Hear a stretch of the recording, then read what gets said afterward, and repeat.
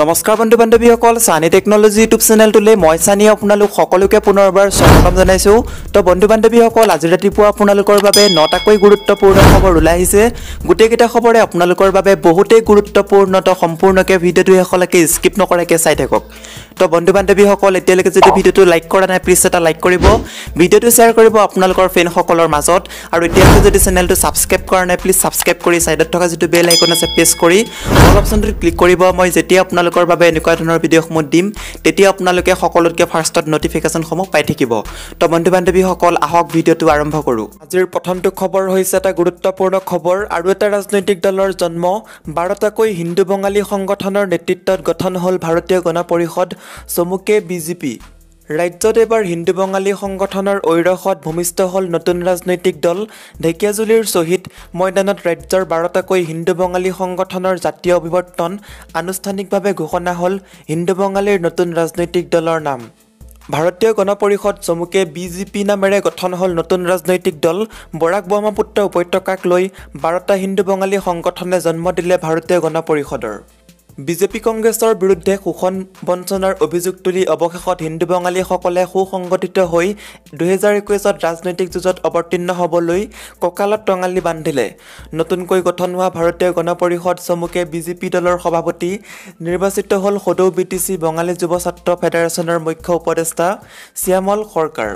হিন্দু বঙালীৰ নতুন ৰাজনৈতিক দলে আগন্তুক 2021ৰ নিৰ্বাচনত মিছন 20 লক্ষ্যৰে 52খন আসনত প্ৰতিদ্বন্দ্বিতা কৰাৰ কথা ঘোষণা কৰিলে নতুন দলটোৰ সভাপতি শ্যামল সৰকাৰে। হিন্দু বঙালীসহ নিষ্পেষিত জাতিৰ সুৰক্ষা স্বাৰ্থত নতুন ৰাজনৈতিক দল চমুকে বিজেপিয়ে ৰাষ্ট্ৰীয় দলৰ সৈতে শীঘ্ৰে মিত্ৰতা কৰিব বুলি ঘোষণা কৰিলে দল গঠন হোৱা দিনাই। নতুন দলটোৰ সভাপতি শ্যামল সৰকাৰে বিজেপিৰ বিৰুদ্ধে সমালোচনাত মুখৰ হৈ কয় যে বিজেপি দলে এইবাৰ দিছপুৰত যাব।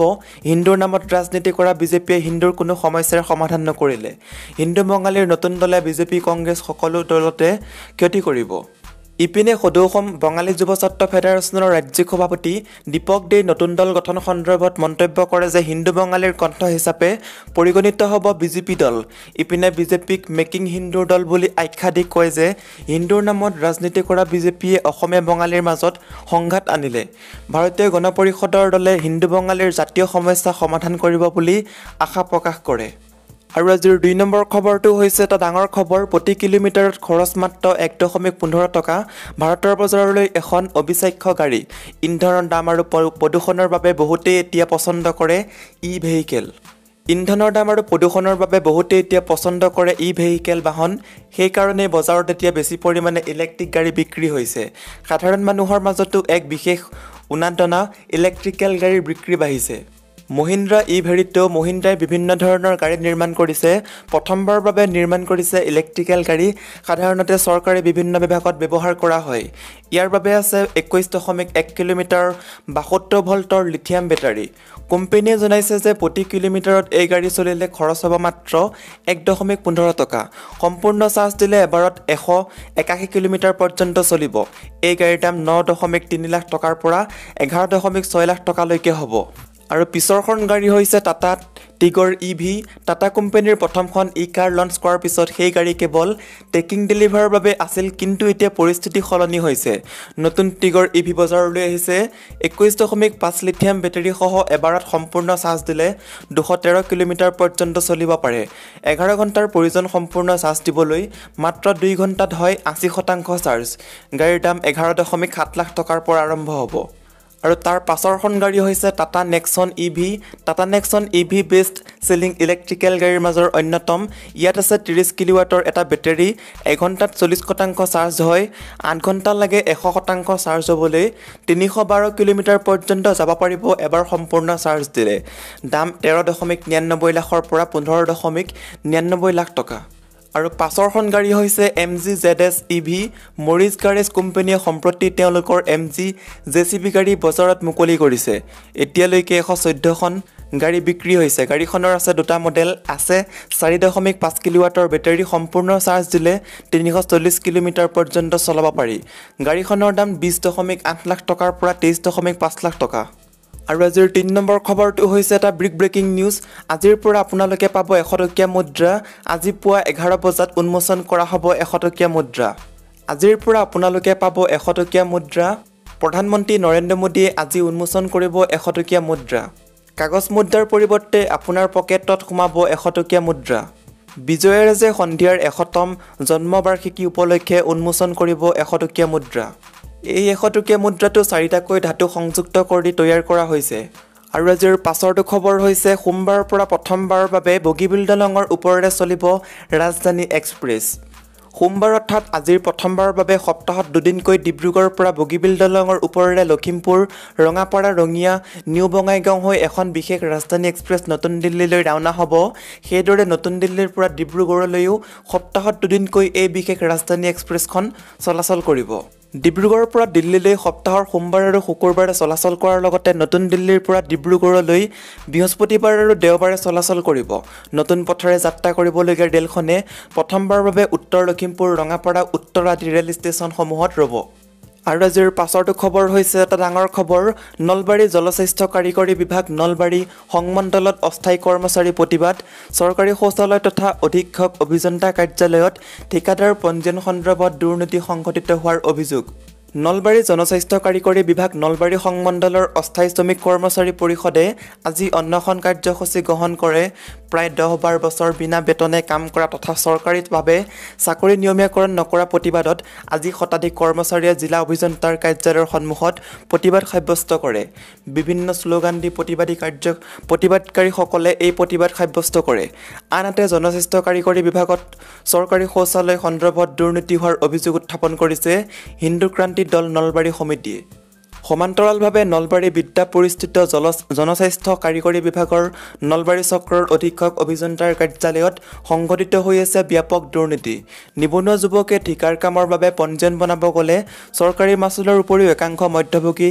দালালে 40-50 হাজাৰ টকালৈ দাবী জনায় বুলি অভিযোগ উত্থাপন হৈছে লগতে টকা দিব নোৱাৰিলে নানান নীতি নিয়মৰ দোহাই দি অধীক্ষক অভিযন্তাৰ কাৰ্যালয়ৰ পৰা খেদি পঠিওৱা হোৱাৰ বিপৰীতে ঘোষ প্ৰদান কৰা ব্যক্তিক প্ৰায় লাগতিয়াল নথিপত্ৰ নোহোৱাকৈ ঠিকাৰ পঞ্জীয়ন প্ৰদান কৰা বুলিও অভিযোগ উত্থাপন কৰিছে নলবাৰীৰ হিন্দু ক্ৰান্তি দলে হিন্দু ক্ৰান্তি দলৰ সংযোজক নিৰ্মল ৰাজবংশীয়ে প্ৰকাশ কৰে যে জনস্বাস্থ্য কাৰিকৰী বিভাগত সংঘটিত হৈ থকা এই দুৰ্নীতি অতি সোনকালে বন্ধ নহয় তেন্তে হিন্দু ক্ৰান্তি দলে কাৰ্যালয়ৰ সন্মুখত প্ৰতিবাদী কাৰ্যসূচী ল'বলৈ বাধ্য হ'ব আৰু আজিৰ পাছৰটো খবৰ হৈছে এটা ডাঙৰ খবৰ এগৰাকী বোৱাৰীক ধৰ্ষণৰ চেষ্টা দুকিস্তিকাৰীৰ গুপ্তাংগ কাটিলে ভুক্তভোগী বিধৱা মহিলাই ধৰ্ষণ কৰিবলৈ চেষ্টা কৰা এজন লম্পটৰ গুপ্তাংগ কাটিলে এগৰাকী মহিলাই ঘটনাটো ঘটিছে চুবুৰীয়া ৰাষ্ট্ৰ বাংলাদেশৰ দক্ষিণ জনপদ জিলাত ঘটনাৰ বিৱৰণীৰ মতে দেশখনৰ দক্ষিণ জনপদ জিলাৰ ভোলাৰ ফৰফাচন উপজিলাৰ ৰকুলপুৰ ইউনিয়নৰ ভাষানচৰ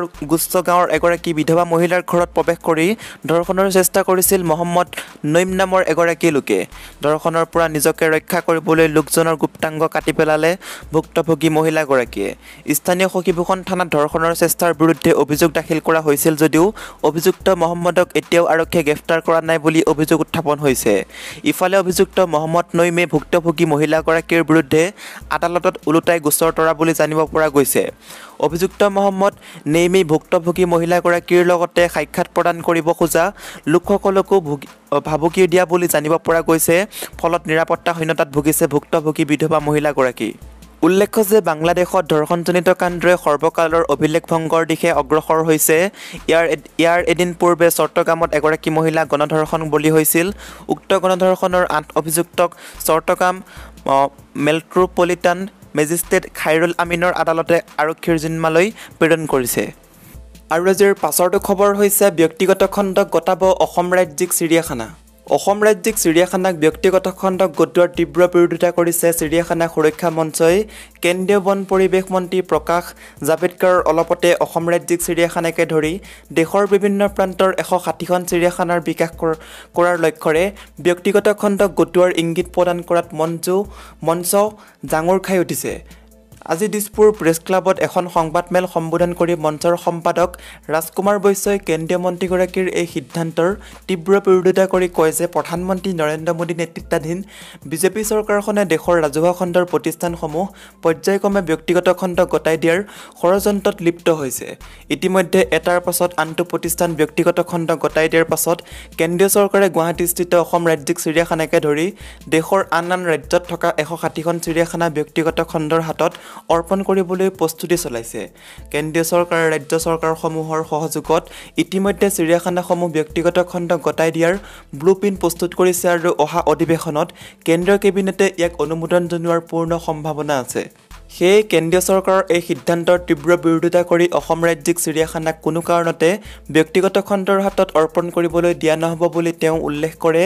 চিৰিয়াখানা ব্যক্তিগতকৰণৰ বিৰুদ্ধে অহা 19 অক্টোবৰৰ পৰা মঞ্চই ৰাজ্যজুৰি ধাৰাবাহিক আন্দোলনৰ কাৰ্যসূচী ৰূপায়ণ কৰিব বুলি তেওঁ সংবাদমেলত সদৰি কৰে। তদুপৰি কেন্দ্ৰৰ এই সিদ্ধান্তৰ বিৰুদ্ধে প্ৰবল জনমত গঢ়ি তুলিবলৈ মঞ্চই দেশৰ 160খন চিৰিয়াখানা এখন সমন্বয় সমিতি গঠন কৰি চিৰিয়াখানা ব্যক্তিগত খণ্ড গোটোৱাৰ বিৰোধিতা কৰিব বুলি জানিবলৈ দিছে। ইপিনে গুৱাহাটী মহানগৰীৰ মাজমজিয়াৰ প্ৰায় 175 হেক্টৰ ভূমিত থকা অসম ৰাজ্যিক চিৰিয়াখানা ধ্বংস কৰাৰ বাবে DF তেজস্ব মৰিস্বামীয়ে উঠি পৰি লগা বুলি মঞ্চৰ সম্পাদক বৈশ্যই অভিযোগ কৰে। তেওঁ লগতে কয় যে 2017 চনৰ 5 মেত DF পদত যোগদান কৰা মৰিস্বামীৰ কাৰ্যকালত 1200ৰো অধিক বন্যপ্ৰাণীৰ মৃত্যু হৈছে। ইয়াৰ সমান্তৰালকৈ শ শ হৰিণ আৰু অন্যান্য জন্তু DF গৰাকীয়ে আন্তঃৰাষ্ট্ৰীয় চোৰাং বেপাৰীক গতাই দিছে। তদুপৰি চিৰিয়াখানাৰ লাখ লাখ টকাৰ ঠিকা নিবিদা অবিহনে DF গৰাকীয়ে নিজৰ ঘনিষ্ঠ ব্যক্তিক আবণ্টন দিয়া বুলি তেওঁ অভিযোগ কৰে। লক্ষণীয়ভাৱে এই সকলো কথা বন মন্ত্ৰী পৰিমল শুক্লবৈদ্যই তথ্য সহকাৰে অৱগত কৰাৰ পাছতো মন্ত্ৰীগৰাকীয়ে ৰহস্যজনকভাৱে বিহিত ব্যৱস্থা গ্ৰহণৰ পৰা বিৰত থকা বুলি মঞ্চৰ বিষয়ববীয়াসকলে জানিবলৈ দিছে। আজিৰ সংবাদমেলত মঞ্চৰ সভাপতি দীপক পাঠককে ধৰি মঞ্চৰ কেইবাগৰাকী বিষয়ববীয়া উপস্থিত থাকে। আৰু আজিৰ শেহতীয়া খবৰটো হৈছে প্ৰসংগ ডক্টৰ নগেন শইকীয়া সাক্ষাৎ একেটা বছৰতে পাভলুটি মন্ত্ৰী ডক্টৰ হিমন্ত বিশ্ব শৰ্মাৰ। কা আন্দোলনৰ সময়ত কটাক্ষ এতিয়া সুসম্পৰ্ক এয়া কেনে অংক? মন্ত্ৰী ডক্টৰ হিমন্ত বিশ্ব শৰ্মাৰ স্ববিৰোধী মন্তব্য দিয়াটো নতুন কথা নহয়। পুনৰ এবাৰ সেই কথাই প্ৰমাণিত কৰিলে মন্ত্ৰী হিমন্ত বিশ্ব শৰ্মাই।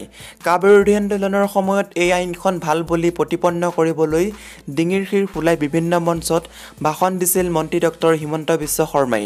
সেই সময়তে বিশিষ্ট বুদ্ধিজীৱী ডক্টৰ নগেন শইকীয়াই কা আইনখন গৃহীত হ'লে অসমখন দ্বিতীয় ত্ৰিপুৰা হোৱাৰ পথত বুলি মন্তব্য কৰিছিল। সেই মন্তব্যৰ প্ৰতিক্ৰিয়া প্ৰকাশ কৰিবলৈ গৈ মন্ত্ৰী হিমন্ত বিশ্ব শৰ্মাই কটাক্ষ আৰু আক্ৰমণৰ লক্ষ্য কৰি লৈছিল বিশিষ্ট বুদ্ধিজীৱী সাহিত্যিক আৰু ৰাজনৈতিক বিশ্লেষকগৰাকীক। প্ৰায় কেইখন মঞ্চত ডিঙিৰ শিৰ ফুলাই ডক্টৰ নগেন শইকীয়াক কটাক্ষ কৰিছিল মন্ত্ৰীগৰাকীয়ে।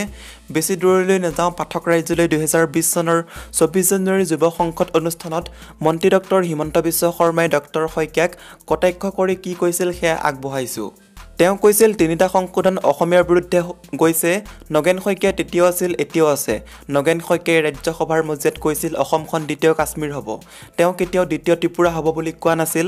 অৰ্থাৎ কাশ্মীৰ শব্দটো পাহৰি ত্ৰিপুৰা শব্দটো আৰম্ভ কৰি দিলে। পুনৰ এবাৰ নগেন শইকীয়াক আক্ৰমণৰ লক্ষ্য মন্ত্ৰী ডক্টৰ হিমন্ত বিশ্ব শৰ্মাৰ।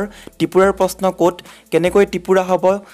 যেনেকৈ বাঘবৰ জনিয়াত 1,500 হিন্দু আছে, তাৰ পাছত এইখন কাশ্মীৰ হ'বলৈ গৈ আছে নে ত্ৰিপুৰা হ'বলৈ গৈ আছে? ডক্টৰ শইকীয়াৰ প্ৰতি হিমন্ত বিশ্ব শৰ্মাৰ প্ৰশ্ন আছিল এয়া। তেওঁ আৰু কৈছিল নগেন শইকীয়াই কেনেকৈ চলে আপোনালোকে জানি আচৰিত হ'ব। 1990 চনৰ 17 এপ্ৰিলত তেওঁ ৰাজ্যসভাত ভাষণ দিছিল যে যদি INDT আইন বাতিল কৰা নহয়, কংগ্ৰেছ চৰকাৰে কৰি যোৱা অপকৰ্মবোৰ নাইকিয়া কৰা নহয়, বিদেশী সমস্যা সমাধানৰ বাবে বাংলাদেশ চৰকাৰৰ লগত আলোচনা কৰা নহয়, ওচৰ চুবুৰীয়াৰ বিদেশী শক্তিৰ সহায়েৰে অসম এদিন দ্বিতীয় কাশ্মীৰত পৰিণত হ'ব। এতিয়া কাশ্মীৰ শব্দৰ ঠাইত তেওঁৰ মুখত ত্ৰিপুৰা আহি গ'ল।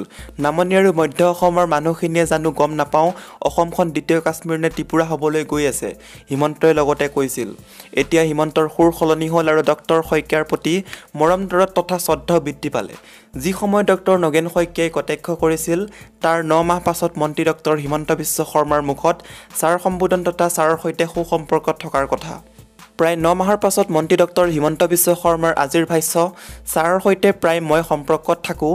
বহুদিনৰ পৰা কথা আছিল যে এবাৰ ছাৰৰ ঘৰত আহিম, সময় পোৱা নাছিলোঁ। আজি আহি মাত এষাৰ দিলোঁ। কোনো ধৰণৰ ৰাজনীতি নহয়, অকল পঢ়া শুনাৰ কথা আলোচনা হৈছে।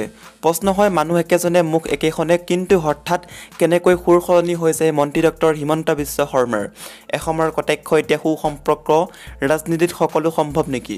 নে সমাগত 2021 বিধানসভা নিৰ্বাচনৰ পূৰ্বে মন্ত্ৰীগৰাকীৰ এই সাক্ষাৎ এক প্ৰকাৰৰ অংক নেকি? এই প্ৰশ্ন একাংশ সমালোচনাকে নকৰা নহয়। আৰু আজিৰ পাছৰটো খবৰ হৈছে এটা ডাঙৰ খবৰ। চৰকাৰী পুঁজিৰ বেংক একাউণ্টত জাল পেলাইছে প্ৰবঞ্চকৰ দলে। চেক জমা কৰাৰ পূৰ্বে বেংকৰ পৰা ওলাই গ'ল ধন। ভাৰতীয় ষ্টেট বেংকত সংঘটিত হৈছে এক ভয়ংকৰ ঘটনা। গড়কাপ্তানি বিভাগৰ চৰকাৰী একাউণ্টৰ পৰা দুষ্ট চক্ৰই লাখ লাখ টকা উলিয়াই নিয়াৰ সন্দেহ কৰা হৈছে। গড়কাপ্তানি বিভাগৰ ঠিকাদাৰক কামৰ বিপৰীতে প্ৰদান কৰা চেক বেংকত জমা দিয়াৰ পূৰ্বেই SBIৰ ধেমাজি শাখাত উক্ত চেকসমূহৰ বিপৰীতে ধন উলিয়াই নিয়াৰ তথ্য পোহৰলৈ আহিছে। চেক জমা দিয়াৰ পূৰ্বেই ওলাই গ'ল ধন। যোৰহাটৰ গড়কাপ্তানি বিভাগৰ ক্ষেত্ৰীয় পথ সংমণ্ডলৰ পৰা ত্ৰিনয়নজ্যোতি দলে নামৰ এগৰাকী ঠিকাদাৰক আছাম ৰোডছ মেইনটেনেন্স ফাণ্ডৰ 362040989141 নম্বৰৰ বেংক একাউণ্টৰ বিপৰীতে প্ৰদান কৰা হৈছিল এখন চেক। যোৱা 19 ছেপ্টেম্বৰত গড়কাপ্তানি বিভাগৰ পৰা ঠিকাদাৰগৰাকীক প্ৰদান কৰা হৈছিল 3,05,842 টকাৰ চেকখন। কিন্তু আশ্চৰ্যজনকভাৱে মাজুলীৰ SBI গড়মূৰ শাখাত পৰিশোধ হ'ব লগা 953276 নম্বৰৰ চেকখনৰ বিপৰীতে কোনো লোকে ইয়াৰ পূৰ্বেই ধন উলিয়াই নিয়াৰ তথ্য পোহৰলৈ আহে। এই ঘটনাই গড়কাপ্তানি বিভাগৰ বিষয়াসকলক আচৰিত কৰি তোলাৰ সময়তে পুনৰ আন দুখন চেকত সংঘটিত হয় অনুৰূপ ঘটনা।